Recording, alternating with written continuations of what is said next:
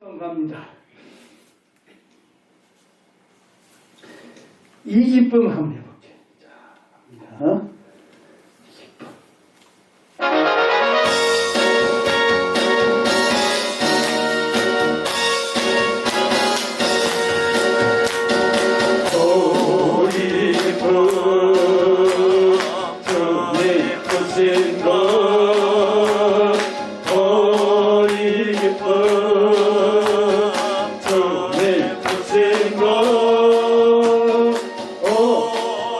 이기쁨.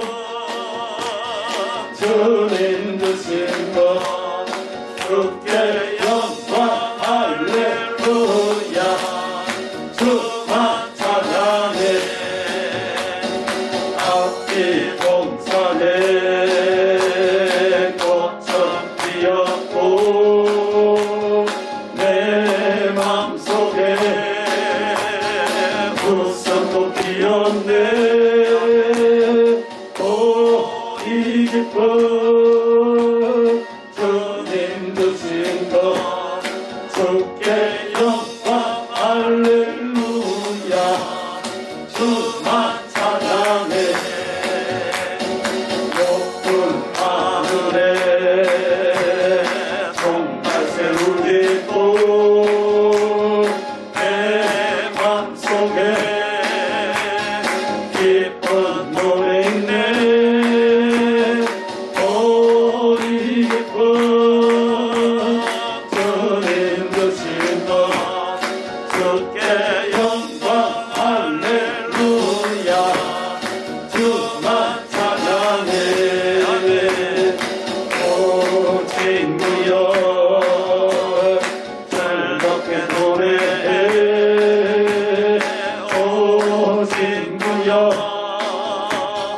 즐겁게 노래해 이 기쁨 주님 주신 것 주께 영광 할렐루야 주만 찬양해 손뼉 치면서 즐겁게 찬양해 손뼉 치면서 즐겁게 찬양해 이 기쁨 주님 주신 것 주께 영광 할렐루야 주만 찬양해 아멘. 숨이 잘 납니다 이제.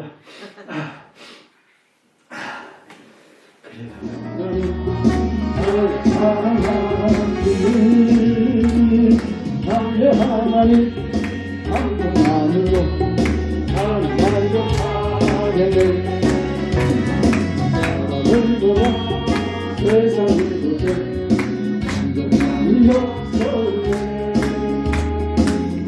하나님 더불어라 마지막 편을 갚아 예수 할렐루야 아멘 마지막 편을 갚아 예수 향기하리 할렐루야 아멘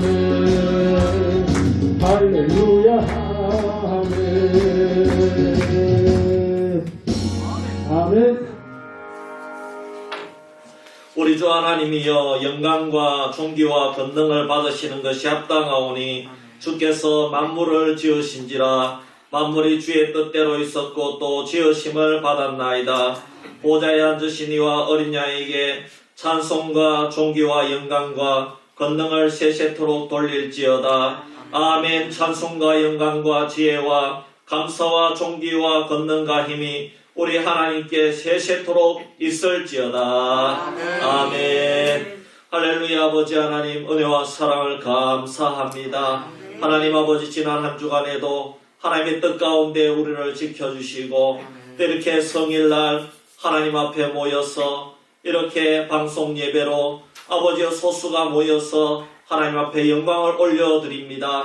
하나님께서 기뻐 받아주시고 또 집에서 인터넷으로 또 기독교 TV로 예배드리는 우리 모든 성도님들에게도 똑같은 은혜로 베풀어 주시옵소서. 이 예배를 주님 앞에 올려드리오며 거룩하신 예수님의 이름으로 기도하옵나이다. 아멘. 우리 찬송가 26장 찬송 드립니다.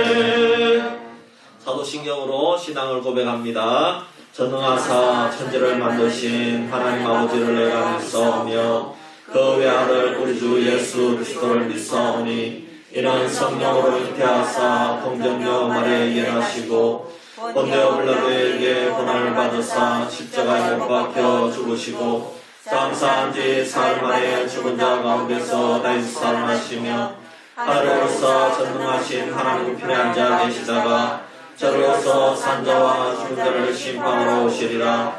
성령을 믿사오며 거룩한 공예와 성도와 서로교타하는 것과 죄를 사하여 주시는 것과 몸이 다시 사는 것과 영원히 사는 것을 믿사옵나이다. 아멘.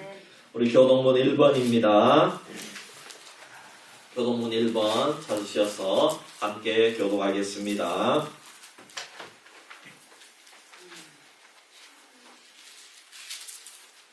복 있는 사람은 악인들의 꾀를 따르지 아니하며 죄인들의 길에 서지 아니하며 오만한 자들의 자리에 앉지 아니하고 오직 여호와의 율법을 즐거워하여 그 율법을 주여 상하도다. 그는 시냇가에 심은 나무가 철을 따라 열매를 맺으며 그 잎사귀와 마르지 아니한 같으니 그 가무는 모든 일이 다 형통하리로다. 악인들은 그렇지 아니하며 오직 말대하는 평화가 같다.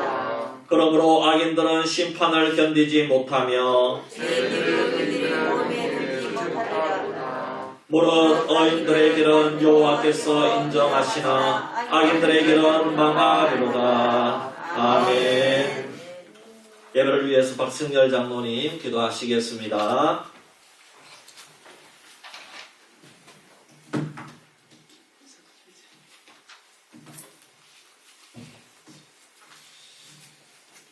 기도합니다.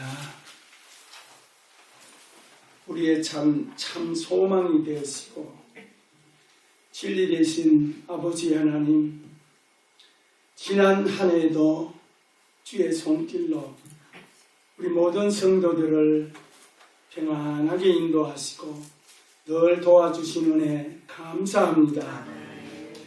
코로나 전염병과 경제의 어려움 중에도 우리 교회와 우리 성도들의 가정을 늘 보호해 주시고 믿음 잃지 않고 오늘도 주님 전에 나와 예배할 수 있도록 귀한 발걸음들 인도하여 주심을 감사합니다.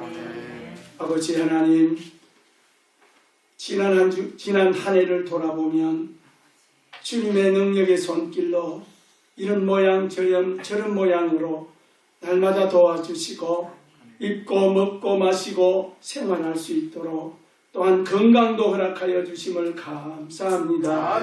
우리 교회가 우리 성도들이 2021년도에는 더 많이 하나님께 감사하고 영광 올려드리는 귀한 복된 삶들이 될 수 있도록 하나님께서 큰 은혜 베풀어 주시기를 원합니다. 오늘은 새해 두 번째 주일로 하나님께 영광 올려드립니다.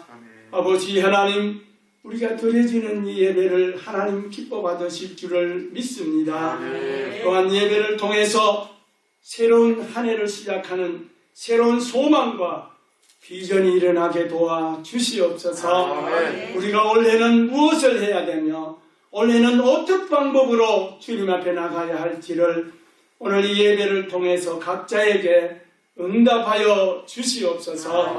그래서 응답받아 그 말씀 안에서 한 해를 복된 한 해가 될 수 있도록 하나님 힘과 은혜를 베풀어 주시옵소서.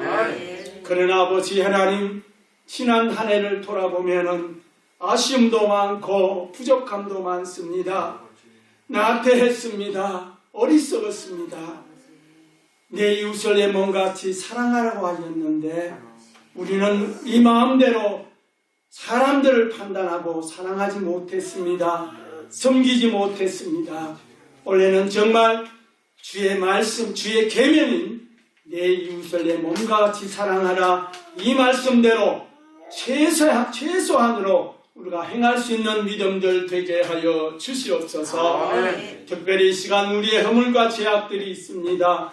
아버지 하나님, 예수의 보혈로 말미암아 오늘 깨끗하게 씻어주시고 이 예배를 통해서 새 힘을 받아 정말 2021년도에는 하나님이 기뻐하는 각자가 될 수 있도록 하나님께서 큰 은혜를 주시기를 원합니다.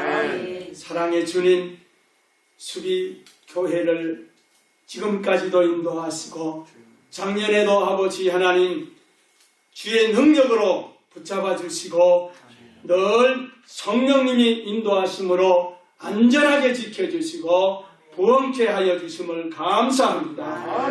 그러나 올해는 우리 교회가, 우리 성도들이 한마음 되기를 원합니다. 주님 주시는 능력으로 말미암아 영원 구원의 열매를 많이 맺을 수 있게 하여 주시기를 원합니다. 또한 이 지역의 영적인 파수꾼이 되어서 날마다 하나님 그 영혼들을 위하여 기도하고 그들에게 우리가 주의 사랑으로 섬길 때에 우리 교회는 살아있는 복된 교회가 되기를 원합니다. 영적으로 기도와 말씀이 넘치는 교회가 되기를 또한 원합니다. 이 성도들 각 가정들마다 하나님이 주시는 복을 받아 정말 올해는 마음껏 하나님께 영광 올려드리고 저들의 삶이 정말 풍요로운 삶이 될 수 있도록 우리 성도들과 교회 위에 큰 복을 허락하여 주시옵소서. 특별히 아버지 하나님, 코로나나 이 전염병 그리고 경제적을 우리가 물리칠 수 있는 기도로 해결할 수 있는 우리 성도들이 될 수 있도록 하나님 큰 복을 내려 주시옵소서. 자비로우신 아버지 하나님, 이 시간에 아버지 하나님 이 세계와 이 나라를 위하여 기도합니다. 이 세계가 코로나 전염병으로 몸서리치들 지금 힘들고 어려운 가운데 있습니다. 특별히 우리나라도 그 중에서 힘들고 있습니다. 그러나 하나님 아버지, 우리가 기도함으로 인하여 속히 코로나가 물러가고 정상적인 삶도 드리고 또한 아버지 하나님 정상적인 예배를 올려드릴 수 있는 그런 이 나라가 되게 하여 주시옵소서. 우리 믿는 자들이 먼저 기도하고 믿는 자들이 바로 정직하고 그리고 아버지 하나님 거룩한 모습으로 살아갈 때에 이 나라가, 이 세계가 다시 한번 주님 앞에 기쁨을 드리는 이 나라, 이 세계가 될 줄 믿습니다. 아버지 하나님, 특별히 우리나라가 경제적으로, 정치적으로, 사회 질서적으로 안정을 이룰 수 있도록 우리 모든 국민에게 큰 은혜를 베풀어 주시옵소서. 아버지 하나님, 이 시간도 말씀 대언하시는 우리 목사님을 주의 능력의 팔로 붙들어 주시옵소서. 말씀 증거할 때마다 선포되는 말씀들이 우리에게는 큰 위로가 되는 말씀 되기를 원합니다. 치유의 말씀 되기를 원합니다. 특별히 새 마음과 새 희망이 넘치는 말씀이 되게 하여 주시옵소서. 그래서 아버지 하나님 이 말씀 가지고 1년 내내 응답받고 힘을 얻는 능력의 말씀 되게 하여 주시옵소서. 이 시간 드려지는 이 모든 예배를 온전히 받아 주실 줄 믿사옵고 우리의 구원자 되시는 예수님의 이름으로 기도합나이다. 아멘.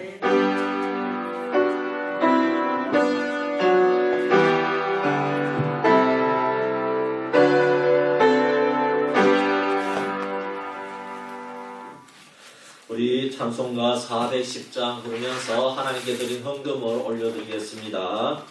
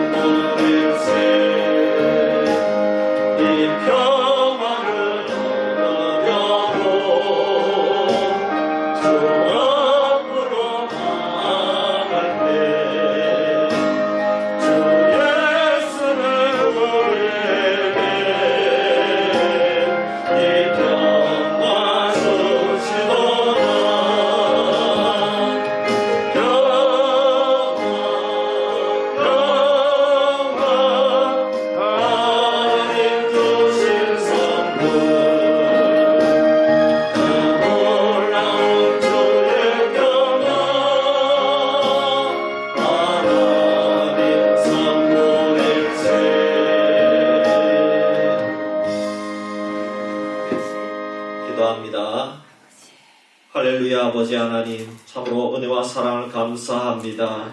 우리 성도님들 하나님 앞에 나올 때 귀한 예물을 드렸습니다. 시간을 드렸습니다. 몸과 마음을 드렸습니다. 주님 기뻐받아 주시옵소서. 하나님, 그래서 새해에도 우리 성도님들 소망하는 것이 이루어지기를 원합니다. 마음의 소원이 응답되기를 원합니다. 수년간 기도한 기도 제목이 응답받기를 원합니다. 아버지 하나님, 우리 성도님들을 위로하여 주시고 하나님 마음의 소원을 이루어 주시옵소서.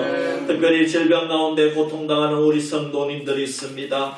지금도 호스피스 병동에서 아버지 하나님을 바라보며 저 천국을 소망하는 우리 사랑하는 집사님이 있습니다. 주여 그들을 위로하여 주시옵시고 아버지의 능력으로 치료하여 주시고 주님께서 끝까지 붙들어 주시옵소서. 아멘. 아버지 특별히 우리 성도님들 아버지 하나님 암으로 투병하시고 또 노환으로 아버지 하나님 힘들어하시고 또 그 가족들이 아버지 하나님 정말 간호하며 애쓰고 있는 성도님들이 있습니다. 주님께서 저들의 기도를 들어 응답해 주시고 깨끗이 치료하여 주시고 아버지 하나님 다시 회복의 기회를 허락하여 주시옵소서. 아버지의 폐의 문을 열어주시고 아버지의 좋은 직장이 아버지 하나님 정말 될 수 있도록 인도하여 주시옵소서. 좋은 학교에 지나갈 수 있도록 주여 도와 주시옵소서. 아버지 하나님 바라옵고 원하옵기는 올 한해도 좋은 날씨 속에 아버지 우리가 새해의 여러 가지 농사들을 준비할 때에 하나님 순적히 준비가 되어질 수 있도록 주여 인도하여 주시옵소서. 그래서 올 한해 하나님께 무한 영광 올려드리고 또 아버지 우리 자녀들에게도 큰 기쁨이 되고 우리 성도님들에게도 큰 축복의 역사가 일어날 수 있도록 주여 역사하여 주시옵소서. 아멘. 코로나로 힘들어하는 아버지 우리 국민들 위로하여 주시고 또 우리 성도님들 위로하여 주시옵소서. 아멘. 직장 생활에 많은 힘든 가운데 있습니다.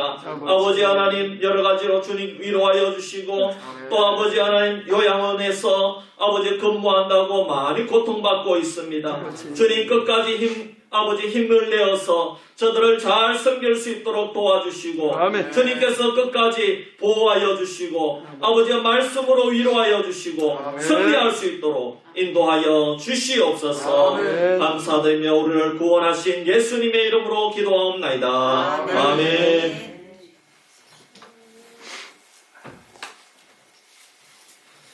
하나님 말씀 보겠습니다. 마가복음 10장 35절에서 45절 말씀입니다. 제가 봉독해 드리겠습니다. 마가복음 10장 35절에서 45절 말씀입니다. 세베대의 아들 야고보와 요한이 주께 나와 여짜오되 선생님이여 무엇이든지 우리가 구하는 바를 우리에게 하여 주시기를 원하옵나이다. 이르시되 너희에게 무엇을 하여 주기를 원하느냐. 여짜오되 주의 영광 중에서 우리를 하나는 주의 우편에 하나는 좌편에 앉게 하여 주옵소서. 예수께서 이르시되 너희는 너희가 구하는 것을 알지 못하는도다. 내가 마시는 잔을 너희가 마실 수 있으며 내가 받는 세례를 너희가 받을 수 있느냐. 그들이 말하되 할 수 있나이다. 예수께서 이르시되 너희는 내가 마시는 잔을 마시며 내가 받는 세례를 받으려니와 내 좌우편에 앉는 것은 내가 줄 것이 아니라 누구를 위하여 준비되었든지 그들이 얻을 것이니라. 열제자가 듣고 야고보와 요한에 대하여 화를 내거늘 예수께서 불러다가 이르시되 이방인의 집권자들이 그들을 임의로 주관하고 그 고관들이 그들에게 권세를 부리는 줄 너희가 알거니와 너희 중에는 그렇지 않을지니 너희 중에 누구든지 크고자 하는 자는 너희를 섬기는 자가 되고 너희 중에 누구든지 어떠함이 되고자 하는 자는 모든 사람의 종이 되어야 하리라. 인자가 온 것은 섬김을 받으려 함이 아니라 도리어 섬기려 하고 자기 목숨을 많은 사람의 대속물로 주려 함이니라. 아멘. 사랑합니다. 축복합니다. 예수님으로 사랑합니다.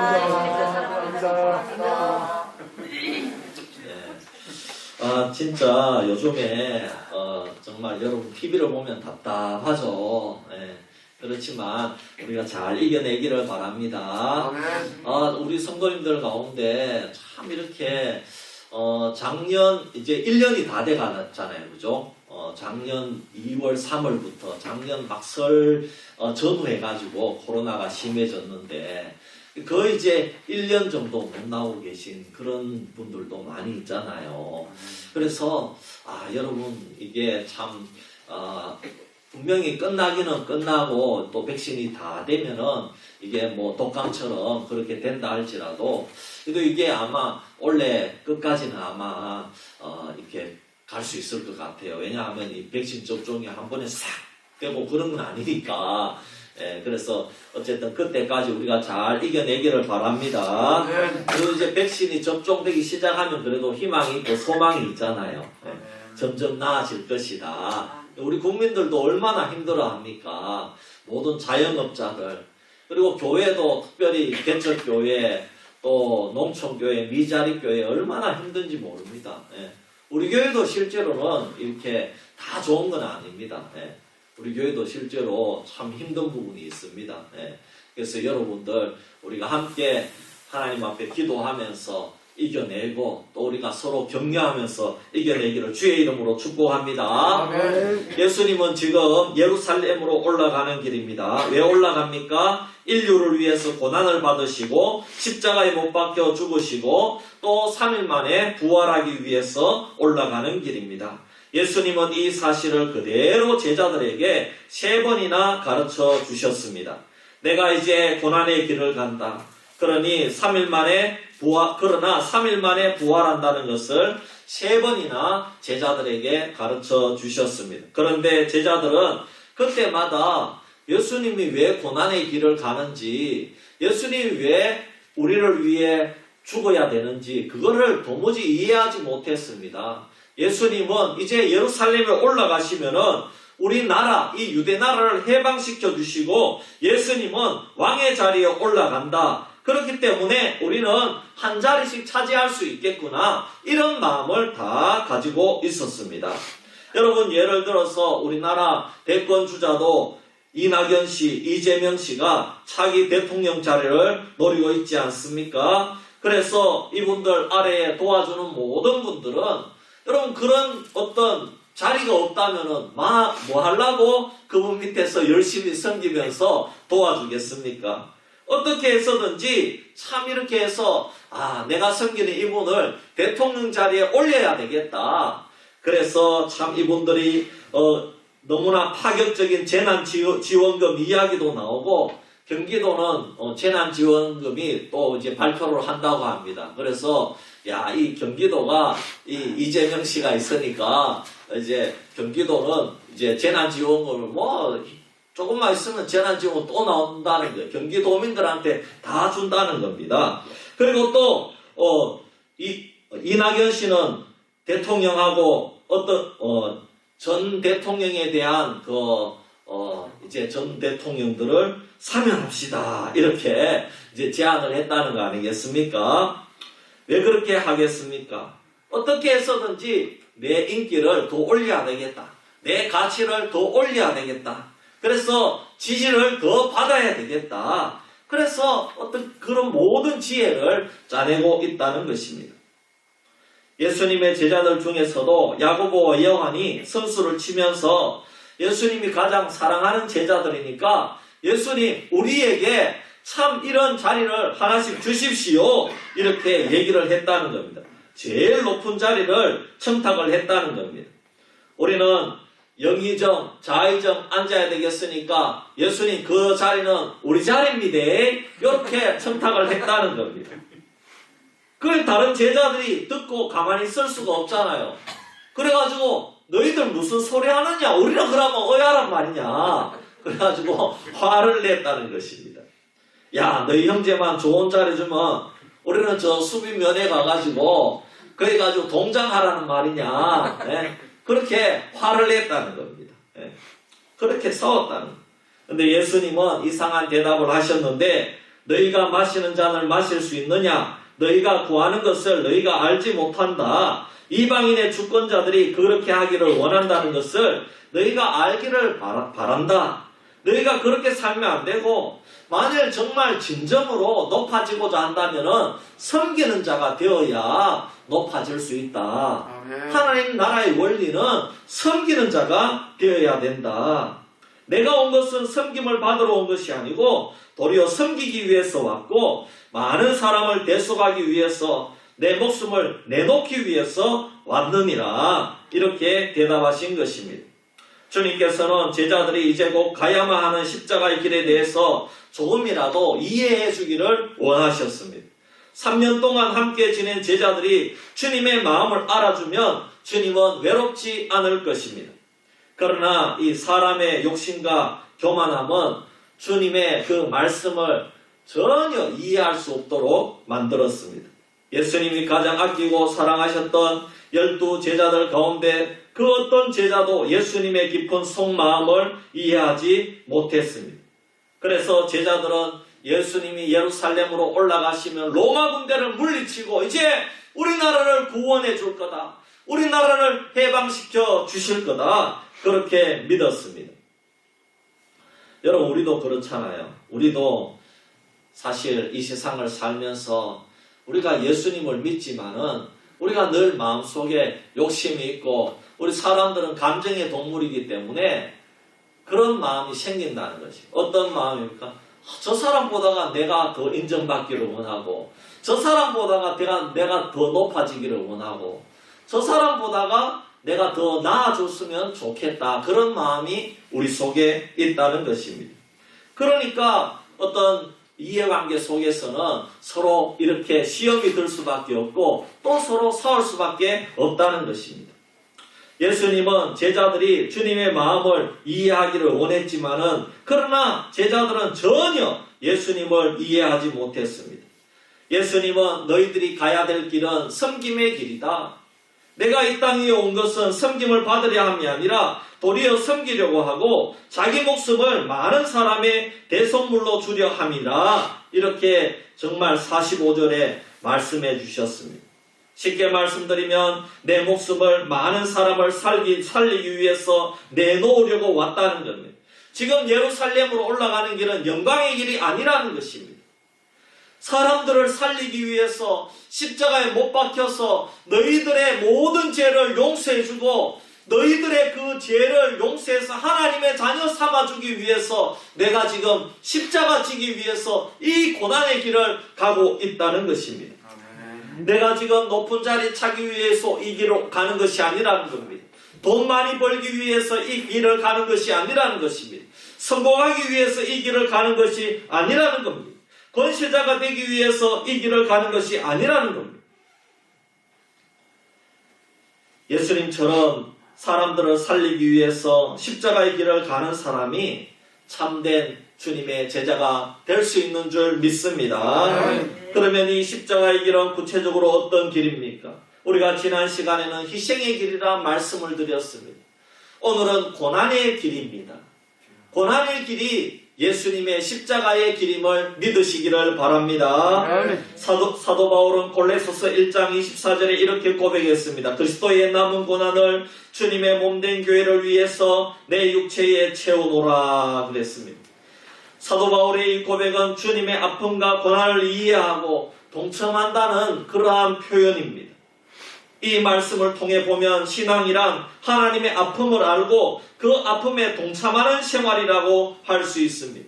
하나님의 아픔이 무엇입니까? 하나님의 아픔이 바로 십자가입니다. 하나님의 아픔이라는 이 십자가를 모르는 사람이 어떻게 기독교를 이해할 수 있고 교회를 이해할 수가 있겠습니까? 예수님께서도 오늘 본문에서 너희가 나의 마시는 잔을 마시며 나의 받는 세례를 받을 수 있느냐 이렇게 말씀하셨습니다. 예수님의 이 말씀은 너희가 나의 아픔에 동참할 수 있느냐 이런 뜻입니다. 하나님의 아픔이 가장 아름답게 하나님의 아픔이 가장 뚜렷하게 나타난 것이 뭐냐? 바로 십자가입니다. 십자가의 길이고 예수님의 고난의 길이라는 사실입니다. 이 하나님의 아픔을 가장 깊이 깨달은 사람이 바울 사도였습니다. 마침내 바울 사도는 한평생 주님의 흔적을 가지고 주님의 아픔에 동참했습니다. 바울 사도는 고난을 피하지 아니하고 오히려 당연하게 기쁜 마음으로 달게 받았습니다. 그래서 하나님의 아픔을 이해하고 그리스도의 고난에 동참하는 마음으로 그는 복음을 증거하고 전도했습니다. 그래서 바울 사도는요, 잠시도 편한 길을 찾지 않고 어떻게 하면 주님이 기뻐하실까 그것만 생각하고 그 전도자의 삶을 살았던 것입니다. 편안한 신앙생활, 희생과 고난이 없는 신앙생활, 축복과 성공만 있는 신앙생활이란 참된 십자가의 길이라고 할 수가 없습니다. 안락함을 찾고 편안함을 추구하고 안정을 추구하는 삶은 세상과 못하는 삶입니다. 주님의 아픔에 동참할 수 있는 사람은 아픔을 겪어본 사람입니다. 고난을 통과한 사람이 주님의 아픔에 동참할 수가 있다는 것입니다. 베드로는 주님을 3번이나 배반한 배반자의 아픔과 고난을 겪어보았습니다. 그래서 베드로는 이 아픔을 겪어보았기에 2번 다시 주님의 마음을 아프게 하지 않았습니다. 베드로는 결국 로마에서 박해를 피해서 달아나는 길에 주님을 만나가지고 다시 돌아갔습니다. 다시 로마로 돌아갔습니다. 그 유명한 쿠오 바디스라는 영화의 내용입니다. 그래서 다시 돌아가서 어떻게 했습니까? 순교의 길을 갔습니다. 예수님은 바르게 십자가에 못 박혀 죽으셨기 때문에 내가 어떻게 바르게 십자가에 못 박힐 수 있느냐? 나를 거꾸로 십자가에 매달아 달라고. 그래가지고 전설에 의하면 거꾸로 십자가에 매달려서 이렇게 순교를 당했다고 합니다. 성도의 사명은 아픔을 겪는 것입니다. 십자가의 길이 고난의 길임을 알고 가는 자가 성도입니다. 아픈 자만이 아픈 자의 고통을 압니다. 많은 사람들이 상처를 받고 아픔을 겪으면 그 문제를 덮어버리려고 합니다. 여러분, 헬렌 켈러의 이야기를 잘 아실 겁니다. 그녀는 말하지도 못하고 듣지도 못하는 장애아이였습니다.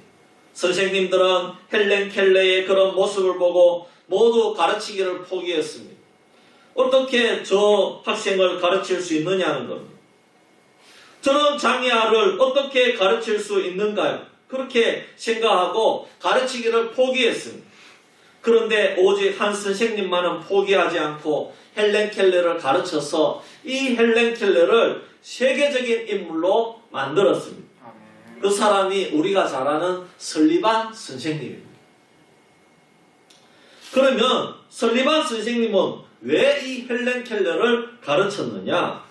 다른 선생님들은 헬렌 켈러의 모습을 보고 당황해서 가까이 하지 않고 피하고 달아났지만은 이 설리반 선생님은 그 헬렌 켈러를 안아주었습니다. 아멘. 그리고 사랑의 마음으로 가르쳤습니다. 아멘.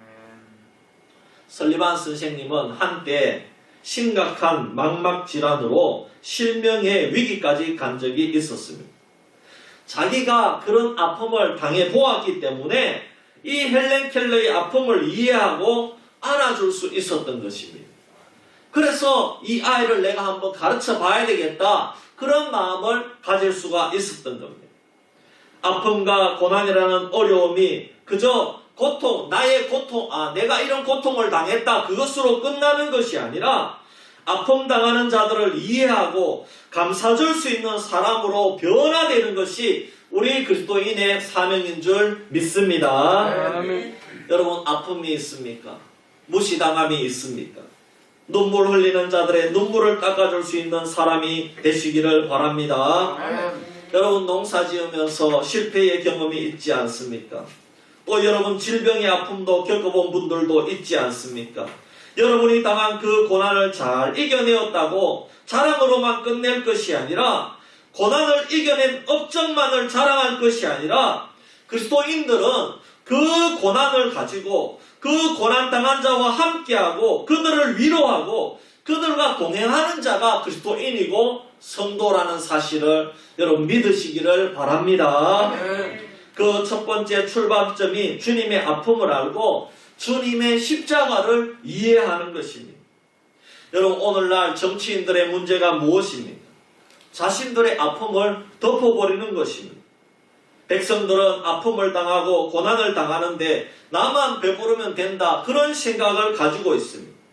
오늘날 교회도 그런 이유 때문에 손가락질을 당하고 사회로부터 지탄을 당하는 것입니다. 정말 마음이 아픕니다. 여러분, 그러나 대부분의 교회는 고난당하는 이 사회를 어떻게 해서든지 위로해주고 아픔을 함께하려고 동참을 하고 있다는 것입니다. 아멘. 또 총회에서 대형교회가 수십억 원을 내어서 개척교회와 농어촌교회 또 미자립 교회 목회자들을 도왔다 하는 그런 기사들을 보았습니다. 아멘. 여러분, 코로나19로 인해서 이제 정말 생활비도 없어요. 예배도 못 드리고 모이지 못하니 헌금도 없고, 여러분, 심지어 도시에 있는 개척교회들은 너무나 많이 개척을 포기하는 그런 교회가 많다고 합니다. 왜 그렇습니까? 임대료를 낼 수 없잖아요. 임대료를 못 내는 거예요.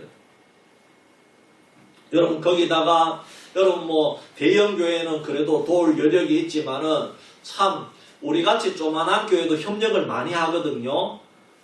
좀 조만한 교회들도 다 이렇게 선교는 너무나 중요하기 때문에 우리가 받은 게 선교의 사명이잖아요. 그런데 여러분 우리 교회 운영비도 없는데 협력 선교를 계속 할 수 없잖아요.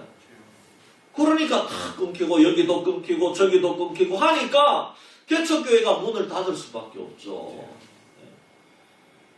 얼마나 마음이 아픕니까? 여러분 우리는 내가 고난당할 때를 잊어버리면 안 됩니다. 아멘. 우리 교회가 정말 어려웠을 때를 잊으면 안 됩니다. 아멘. 도시교회 부흥성장한 교회는 고난당한 시절, 배고픈 시절을 잊으면 안 되는 것입니다. 아멘. 근데 고난을 너무나 쉽게, 아픔을 너무나 쉽게 잊어버립니다. 우리는 과거를 너무나 잘 잊어버립니다. 여러분 저 같은 경우만 해도 저 어렸을 때 우리는 국민학교라 그랬잖아요. 국민학교 다닐 때에 다 학교 화장실 다 재래식이었습니다. 어릴 때 저도 여기 신방하면서 말씀드렸지만 다 화장실 저도 어릴 때에 선산 장천에 살았는데 화장실 다 밖에 있었습니다. 그런 생활을 하면서 자라났습니다. 그래서 그 화장실 가면 밑에 다 보이는데 보면은 막 꿈틀거리는 게 있고 그렇습니다. 냄새도 막 심하고 그렇잖아요. 근데 요즘은 너무나 세상이 좋아졌습니다. 그때 가난한 시절의 아픔과 고난을 기억하는 사람은 여행을 가다가도 시설이 낙후된 휴게실에서 볼일을 보아도 아주 잘 봅니다. 그런 어릴 때의 그런 추억이 있기 때문에. 그런데 한 번씩 이런 곳에서 사는 사람은 냄새가 나서 어떻게 생활하겠노 이런 생각이 들 때도 있다는 것입니다. 여러분 그게 바로 교만한 생각입니다. 아픔을 잊어버린 겁니다. 내 자신의 고난과 아픔을 잊어버리면 안 된다는 것입니다. 아멘. 고난과 아픔을 당하는 시절로 돌아가라는 말이 아닙니다. 물론 고난과 아픔은 잊어야 되겠지만 그 고난과 아픔이 주는 의미는 결코 잊어서 안 된다는 것입니다. 아멘. 성도는 고난과 아픔에 익숙해야 되고 고난을 통과하는 사람입니다. 성도란 예수 믿고 은혜 받고 축복받아서 잘 사는 사람일 수 있습니다. 그러나 성도란 속된 말로 예수 믿고 신세가 사나워진 사람도 아니겠습니까, 여러분? 순교자는 물론이지만 옛 신앙의 선배들을 보십시오. 예수님을 믿고 팔자 사나워진 사람들이 아니었습니까? 예수님의 제자들은 사도 요한 외에는 모두 다 순교의 길을 갔습니다, 여러분. 우리나라 기독교 역사에 있어서 최초의 순교자는 영국 선교사인 토마스 선교사입니다. 로버트 저메인 토마스 선교사는 영국 웨일즈에서 목사의 아들로 태어났습니다. 그는 런던 대학 유칼리에서 신학 공부를 하고 1863년 6월에 고향인 웨일즈 하노버 교회에서 목사 안수를 받습니다. 그리고 일찍부터 선교사가 꿈이었기 때문에 그해 8월에 런던 선교회로부터 파송을 받아서 중국 상하이로 신혼의 아내 캐롤라인과 함께 떠납니다. 이때 나이가 여러분 참 약간 23세입니다. 23세. 새파랗게 젊었죠. 23세 여러분 참 얼마나 파릇파릇합니까? 요즘 대학교 4학년이 23살이에요. 그런데 여러분 이 아내 캐롤라인이 5개월 동안에 배를 타고 항해하면서 그렇게 이제 상하이로 가는 중간에 질병으로 사망을 합니다. 얼마나 슬프겠습니까? 그러면 여러분 이 5개월 항해 끝에 질병에 걸려서 사망을 하는데 아내 장례도 치러야 되고 고국으로 돌아가서 쉬어야 될 것 아니겠습니까? 근데 이 토마스 선교사 그렇게 하지 않습니다. 여러분 선교사에게 최고의 고난과 아픔이 뭐냐고 물으면 그것은 대부분 선교지에서 가족 중에 누구하고 사별하는 것이라고 합니다. 고국이 아니라 머나먼 이국 그 선교지에서 아내가 질병으로 죽거나 아니면 자식이 질병으로 죽거나 사고로 죽거나 그렇게 하면은 이 선교사가 그것이 제일 큰 고통이라는 것입니다. 이 슬픔은 자신과 영국의 후원교회와 선교회는 큰 고난이었지만 결과적으로 우리나라로 보아서는 큰 축복의 사건이 되었던 것입니다. 엎친 데 덮친격으로 토마스 선교사는 상해 주재 책임자인 무헤르 선교사 선임 선교사와 불화까지 겹쳐서 선교사직을 사임을 합니다. 이 조직 세계는 굉장히 그렇습니다. 선임한테 잘못 보이면은 사임해야 될 수도 있어요. 예. 그리고 이제 산동성으로 옮겨서 거기서 청나라 해상세관의 통역으로 일합니다. 이 토마스 선교사는 언어에 재능이 있어서 중국어도 빨리 배웠다고 합니다. 그런 중에 조선에서 흥선대원군의 박해를 피해서 중국으로 피신한 천주교인인 김자평과 최선희를 만나게 됩니다. 만나서 조선 사람과 대화를 해보니까 전혀 성경에 대해서 무지하다는 것을 깨닫고 내가 조선에 가서 선교해야 되겠다. 그때 조선에 가서 내가 선교해야 되겠다. 조선 선교의 꿈을 꾸었다고 합니다. 그래서 1865년 9월에 서해안에 도착해서 약 2개월 반 동안 백령도 근해와 도서지역을 돌면서 한문으로 된 중국 성경을 나누어 주었습니다. 그때 이제 조선이 한글 들어온 지 얼마 안 됐으니까 다 한문 다 아는 거예요. 다 한문을 다 읽는 거예요. 그리고 다시 서울 한양에 가서 전도하기 위해 배를 탔다가 태풍을 만나서 구사일생으로 살아나서 중국 북경으로 돌아가 있었지만 마음은 오직 조선으로 돌아갈 마음밖에 없었다고 합니다. 그런 중에 미국 상선 제너럴 시어머노가 여러분 많이 들어보셨죠? 제너럴 시어머노. 우리가 지난번에 저기 양화진에 가서도 이 토마스 선교사 우리가 읽었는데 이 제너럴 시어머노가 한국을 향해 떠난다는 소식을 듣고 통역관으로 이 배에 승선하게 됩니다. 이 배는 대동강으로 들어가가지고 통상을 요구했지만 거절당하고 만경대에 머무르면서 시어머노에 파견된 조선관리 이현익을 납치합니다. 이에 항의하기 위해서 군민들이 달려들자 시어머노에서 총과 대포를 발표해서 많은 사상자가 나고 평양감사 박규수가 제너럴 시어머노를 이제 총공격 명령을 내립니다. 저 제너럴 시어머노 안 되겠다. 총공격해라. 시어머노는 이틀을 버티다가 종결이 되었는데 배 안에 있는 승무원 전원이 성난 평양 주민에 의해 살해되었고 그 중에 토마스 선교사도 있었습니다. 토마스 선교사는 끌려 나오는 와중에도 사람들에게 성경책을 나누어 주었습니다. 한문 성경 500권을 가지고 갔다고 합니다. 결국 토마스 선교사는 성경책을 나누어 주면서 대동강변에서 순교를 당합니다. 1866년 9월 2일 저녁에 일어난 사건입니다. 토마스 선교사가 죽을 때에 자기를 죽이는 사람이 박충권이라는 사람인데 이 사람에게도 성경을 나누어 주었습니다. 박충권이는 그 성경책을 받아서 후에 읽고 예수님을 믿게 됩니다. 아멘. 이 박충권이는 이렇게 말합니다.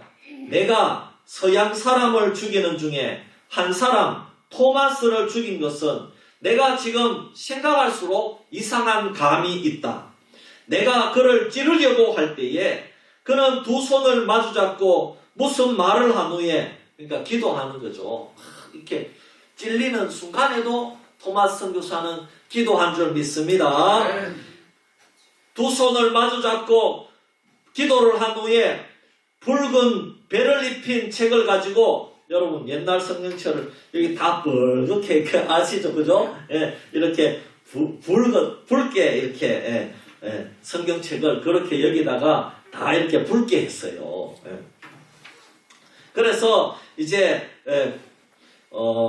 붉은 배를 입힌 책을 가지고 웃으면서 나에게 받으라고 하였다. 칼에 찔렸는데 지금 칼로 찌르고 있는데 이 박충건이는 자기를 토마스 선교사 자기를 칼로 찌르는데 웃으면서 성경책 받으라고 성경책을 그렇게 하니까 그러므로 내가 죽이기는 하였으나 이 책을 받지 않을 수가 없어서 받아왔노라. 아멘. 박충건은 나중에 예수를 믿고 평안도 안주교회의 영수가 됩니다. 오늘날로 말하면 안수집사님 혹은 장로님입니다. 그리고 또 이 박충건의 조카 이영태가 그 책을 읽고 예수님을 믿게 됩니다. 아멘. 그런 후에 중국 선양에 가서 로스 선교사를 만나 한글로 구약 성경을 번역하게 됩니다. 또 토마스 선교사는 죽기 전에 성경책을 계속 나누어 주었다고 했는데 그 중에 당시 12세의 최치량이라는 소년이 그것을 받아가지고 박영식이라는 당시 평양성 관리에게 전해주었습니다. 박영식은 책을 너무나도 좋아했습니다. 여러분 그때 그 시대는 이 책이 있잖아요. 당시에는 책이 귀한 시대입니다. 책이 귀하고 종이가 너무 귀한 시대입니다. 그렇기 때문에 박영식은 성경책을 찢어가지고 자기 방을 다 도배를 했습니다. 이 성경책을 찢어가지고 다 도배를 했습니다.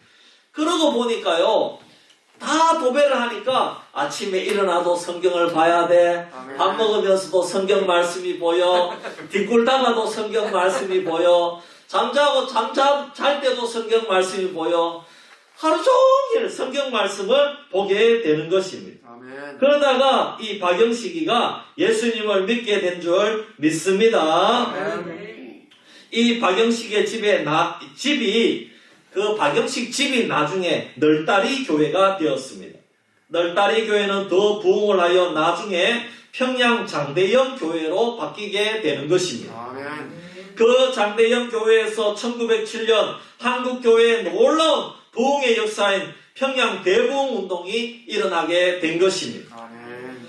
여러분 이 토마스 선교사가 하늘의 미랄이 되어서 아내를 잃어도 돌아가지 않고 선임 선교사와 불화를 해도 포기하지 않는 주님을 향한 그 사랑이 우리나라에서 부흥이 일어나게 된 놀라운 결과를 내게 된 줄 믿습니다. 아멘. 그리고 이제 몇 년 후에 조선이 개화를 하게 됩니다. 외국 문물을 받아들이게 되었다는 것입니다. 아멘. 종교와 문화와 의술을 받아들였다는 것입니다. 아멘. 교류를 하기 시작했다는 거죠.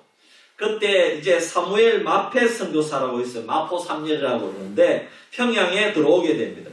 마페 선교사가 예수 믿는 사람이 있다고 해서 박영식을 만나가지고 그 집에 들어가는데 성경책이 집에 다 도배되어 있으니까 놀랐습니다. 어떻게 된 거냐? 자기가 평양에 최초로 들어온 선교사인 줄 알았는데 자기보다 먼저 평양에 들어와서 복음을 전한 사람이 있었다는 것입니다. 아멘. 알고 보니까 토마스 선교사였습니다. 그래서 이 마페 선교사는 그 자리에서 뜨겁게 기도하기 시작했다고 합니다. 주여 토마스 선교사의 순교의 피가 헛되지 않게 하옵소서. 아멘. 그리고 이제 마페 선교사는 끝까지 평양을 떠나지 않고 선교했다고 합니다. 그리고 이 마페 선교사 아래서 이기풍 목사님이라는 제자가 나와가지고 나중에 이 제주도에 이 이기풍 목사님이 선교하러 가게 됩니다. 그래서 제주도에는 이기풍 목사님 때문에 거기에 기독교가 들어가게 된 것입니다. 아멘. 그래서 제주도가 변화되게 되는 것입니다. 그리고 마페 선교사의 넷째 아들은 대구의 동산병원에서 의료 선교사로 활동하게 되었다는 것입니다. 아멘. 우리 두 딸이 동산병원에서 태어났는데 어쨌든 그 동산병원에서 그 동산병원이 또 선교사님에 의해서 세워진 병원입니다. 아멘. 선교사님들의 고난과 순교가 없었다면 오늘날 우리나라는 없는 것입니다. 아멘. 학교도 의료시설도 여성의 지위 양상도 모두 선교사님과 이 성경 말씀에 의해서 들어오게 된 줄 믿습니다. 아멘. 이것은 고난과 순교가 만들어낸 열매라는 것입니다. 아멘. 여러분 신앙생활이란 건강과 행복만 있는 것이 아닙니다. 기쁨과 만족 그리고 평안과 위로만 있는 것도 아닙니다. 아멘. 여러분 신앙생활은 푸르른 하늘만 보이고 잔잔한 바다만 보이고 솔솔 부는 산들바람만 부는 것이 아닙니다. 오히려 신앙생활은 사나운 날씨가 닥쳐오고 무서운 파도가 밀려오고 바람이 무섭게 불어옵니다. 정신을 차리지 못하고 갈팡질팡할 때도 많이 있는 것입니다. 그래서 어둡고 절망적일 때에 나의 하나님 나의 하나님 어찌하여 나를 버리시나이까 이렇게 울부짖고 기도하면서 하나님의 섭리와 뜻을 믿고 하나님의 그 뜻을 의지해서 끝까지 믿음 생활에 포기하지 아니하고 승리하는 것이 고난의 길을 가는 성도의 참된 발걸음인 줄 믿으시기를 바랍니다. 때때로 하나님께서 우리의 기도에 침묵하시고 얼굴을 감추실 때가 있습니다.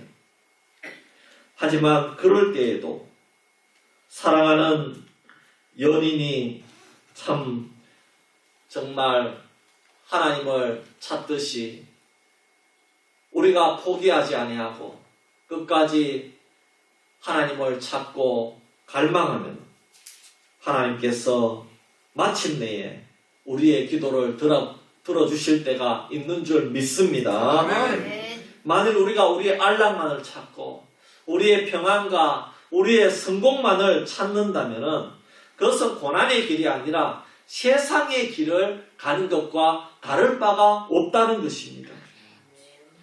여러분, 코로나로 인해서 이렇게 참 우리가 코로나로 이렇게 많은 핍박과 박해가 있다고 하지만은 사실 이것보다 더한 핍박과 박해는 공산권 아래서 여러분 이슬람권 아래서 지금도 죽어가고 있는 우리 기독교 성도들과 선교사님들이 많이 있다는 것입니다.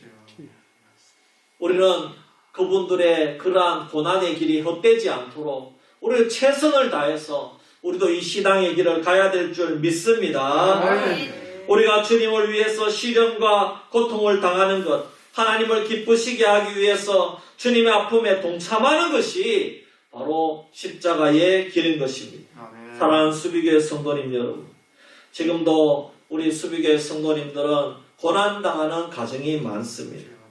토마스 선교사가 주님을 바라보았듯이 아내를 잃고 선교사직을 잃어도 주님 붙들고 나간 것처럼 우리 모든 성도님들도 고난 가운데서 십자가의 길을 가는 우리 수비교회 성도님들이 되어서 이 수비와 우리나라의 귀한 열매를 맺는 축복의 통로가 되는 그런 성도님들이 되기를 주의 이름으로 축복합니다. 아멘. 기도드리겠습니다. 우리 한번 1분 동안 오늘 말씀을 생각하면서 기도합시다. 하나님, 2021년에도 우리가 가야 될 고난의 길이 있다면 토마스 선교사님처럼 그리고 사도 바울처럼 우리도 그 길을 가기를 원합니다. 주님, 끝까지 믿음으로 승리하는 한 해가 되게 하여 주시옵소서. 우리 한번 합심해서 기도하겠습니다. 고마우신 아버지 하나님, 은혜와 사랑을 감사합니다. 오늘 귀한 말씀으로 아버지 십자가의 길은 고난의 길임을 말씀을 통해서 깨닫게 하심을 감사합니다. 우리의 신앙의 선배들, 예수님의 12 제자들도 그때 당시에는 주님의 십자가의 길을 이해하지 못했지만 예수님이 부활하신 후에 이 십자가의 길을 이해하게 되었고 그때부터는 섬김의 길, 고난의 길, 아버지의 목숨을 두려워하지 아니하고 특별히 사도 바울은 아버지 하나님 끝까지 아버지 하나님 사형장에 있을도 사라질 그때까지도 포기하지 아니하고 지혜 복음만을 위해서 살아간 아버지 귀한 주님의 제자가 되었습니다. 또 우리 교회에 우리나라에 이렇게 선교에 아버지 귀한 불꽃을 뜬 토마스 선교사님의 그런 발걸음을 우리가 한번 생각해 보았습니다. 아버지 하나님 선교사님의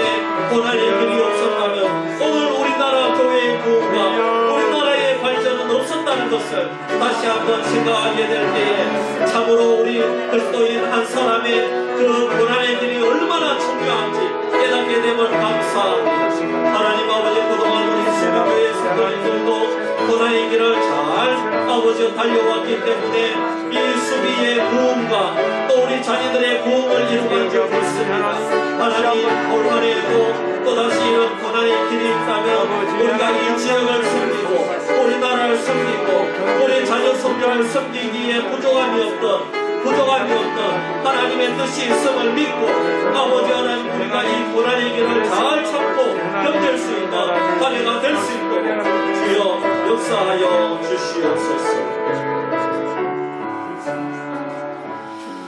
아버지 하나님, 우리 수비교회 성도님들을 불쌍히 여겨 주시옵소서. 아버지 하나님, 우리 성도님들 참 연로하신 분들 많이 있습니다. 오늘 이렇게 교회에 나왔지만은 아버지 하나님 다음 주에는 또 나오지 못하는 그런 성도님들도 우리 교회는 아버지여 많이 있었습니다. 그러나 하나님, 우리는 끝까지 주님의 십자가 바라보기를 원합니다. 우리의 이 믿음의 고난의 길을 갈 때에 그 걸음은 헛되지 않은 줄 믿습니다.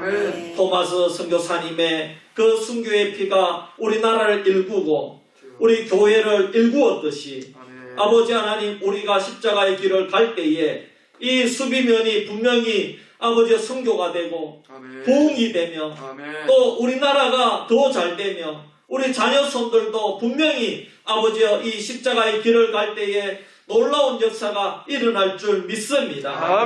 그래서 우리 성도님들 올해에도 믿음으로 승리하게 하여 주시옵소서.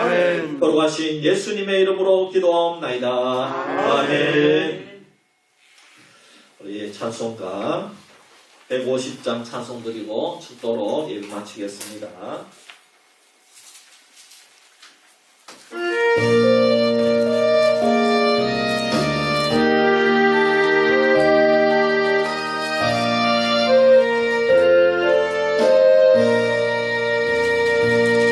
갈보리 산 위에 십자가 섰으니 그가 고난을 받았구나.